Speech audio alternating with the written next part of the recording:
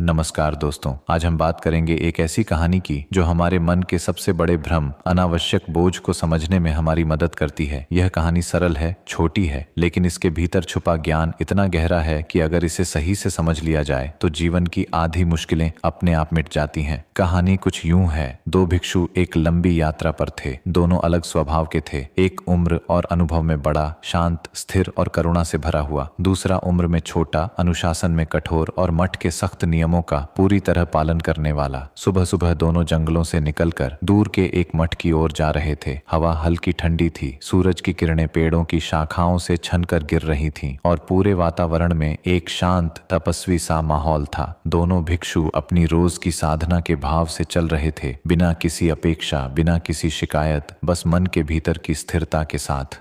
घंटों की यात्रा के बाद वे एक तेज बहती नदी के पास पहुंचे। नदी का प्रवाह इतना तीव्र था कि सामान्य व्यक्ति के लिए पार करना लगभग असंभव लग रहा था। वहीं किनारे पर एक युवा लड़की खड़ी थी, घबराई हुई, परेशान और अकेली। उसके कपड़े भीगे हुए थे, आंखों में डर था और वह नदी पार नहीं कर पा रही थी। उसने दोनों भिक्षुओं से मदद मांगी, लेकिन उनकी परंपरा में एक नियम था, भिक्षु किसी स्त्री का स्पर्श नहीं करेंगे, उसकी सहायता भी दूरी से करेंगे। युवा भिक्षु ने नियम याद करते ही नजरें झुका लीं, पर वृद्ध भिक्षु ने हाथ ऊपर उठाकर संकेत किया कि चिंता मत करो। उन्होंने बिना किसी हिचकिचाहट के लड़की को अपनी पीठ पर बिठाया और नदी को सावधानी से पार कर दिया। दूसरी ओर पहुंचकर उन्होंने शांत मुस्कान के साथ उसे उतारा और उसके सुरक्षित होने की प्रार्थना की। लड़की ने कृतज्ञता के साथ धन्यवाद दिया और अपने रास्ते चली गई।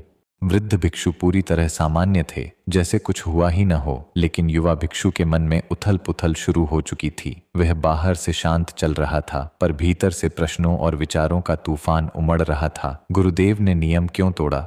क्या अनुशासन इतना हल्का होता है? क्या मैं गलत सोच रहा हूं या उन्होंने गलत किया? और जैसे जैसे उनकी यात्रा आगे बढ़ती गई, युवा भिक्षु की यह बेचैनी भी बढ़ती गई। कई घंटों की चुप्पी के बाद आखिरकार वह अपने मन का बोझ अधिक देर तक नहीं सह पाया। उसने अचानक रुककर कहा, गुरुदेव, आपने उस लड़की को उठाया, यह नियमों के खिलाफ था। आपने ऐसा क्यों किया? उसके स्वर में भ्रम भी था, गुस्सा भी था और एक तरह की ईमानदार जिज्ञासा भी।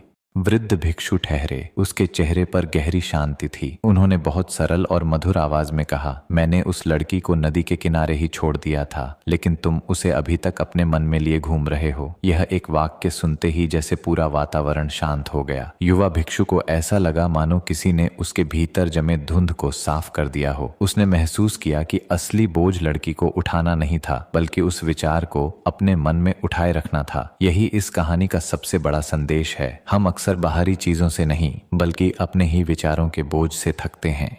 अब इस कहानी की गहराई को समझते हैं। जीवन में अक्सर घटनाएं छोटी होती हैं, पर हम उन्हें बार बार सोचकर, विश्लेषण करके, गलत सही में उलझकर उन्हें इतना बड़ा बना देते हैं कि वे हमें भावनात्मक रूप से थका देती हैं। युवा भिक्षु के साथ भी यही हुआ। घटना तो खत्म हो चुकी थी, लेकिन मानसिक रूप से वह उसी क्षण में अटका हुआ था। इसी कारण वह आगे बढ़ तो रहा था, पर वास्तव में आगे बढ़ नहीं पा रहा था। आज की मनोविज्ञान भी कहती है, मनुष्य को घटनाएं नहीं, बल्कि घटनाओं की स्मृतियां परेशान करती हैं। यानी असली दर्द बाहरी नहीं, आंतरिक होता है। इस कहानी का दूसरा बड़ा संदेश है कर्तव्य और नियम में अंतर समझना। वृद्ध भिक्षु ने नियम नहीं तोड़ा, उन्होंने करुणा दिखाई। उनके सामने एक जरूरतमंद था और उस क्षण मदद करना किसी भी नियम से बड़ा था। यही समझदारी है, जहां व्यक्ति यह पहचान सके कि किस समय कौन सा कार्य सर्वोच्च है। यह हमें सिखाती है कि जीवन में कभी कभी कठोर नियमों से ज्यादा जरूरी होता है इंसानियत का पालन करना।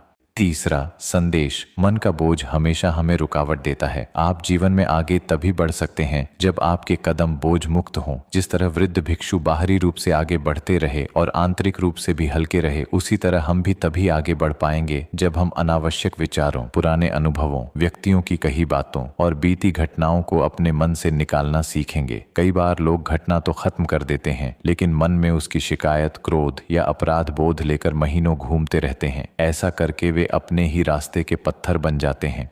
तो अब सवाल है, हम इस कहानी को अपने जीवन में कैसे लागू करें? इसका उत्तर बहुत सरल है। पहला, मन को बड़ा रखिए। छोटा मन हर बात को पकड़ लेता है, बड़ा मन बहुत सी बातों को स्वयं ही छोड़ देता है। दूसरा, रिएक्ट कम करें और ऑब्जर्व ज्यादा। हर स्थिति पर तुरंत प्रतिक्रिया देना जरूरी नहीं, कई बातों को नजरअंदाज करना ही शांति का सबसे अच्छा तरीका है। तीसरा, मन की सफाई का अभ्यास करें। रोज 1 मिनट बैठकर खुद से पूछें, क्या मैं आज भी कोई पुरानी बात मन में ढो रहा हूं, और फिर उसे सचेत रूप से छोड़ दें। चौथा, जहां संभव हो दूसरों की मदद करें। जो कार्य किसी की पीड़ा कम करे वह कभी गलत नहीं होता।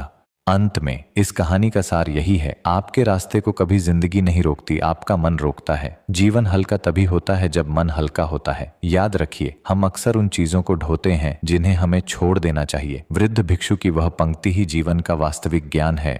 मैंने उसे नदी के किनारे छोड़ दिया था, लेकिन तुम उसे अभी तक अपने मन में उठाए हुए हो। अगर हम यह सीख अपने जीवन में उतार लें तो भीतर की शांति, संतुलन और खुशी अपने आप बढ़ने लगती है। यही है मन का असली मोक्ष, अनावश्यक बोझ को छोड़ देना।